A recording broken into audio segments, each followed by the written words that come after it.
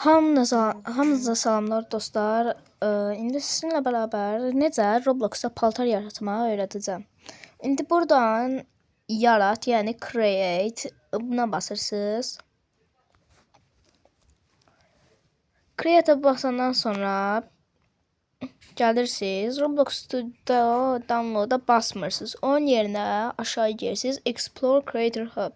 Burada bir dənə avatar əşyası yarata basırsınız. Buradan bir dənə şəkil, məsəl üçün bir dənə paltar yaratmaq olar. Klassik balaca paltarlar, belə paltarlar. Amma sizə önərim yeşil paltar üçün ola bilər belələri. Buradan məsəl üçün indi upload asset. Buradan bir dənə şəkil qoyursunuz. Məsəl üçün hər hansı bir dənə şəkil qoya bilərik. Məsəl üçün bunu qoyaq.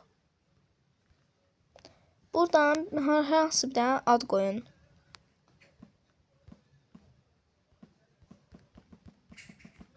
Dəqiqə. Burada elə t-shirt yazıb buradan yükləyə basırsınız.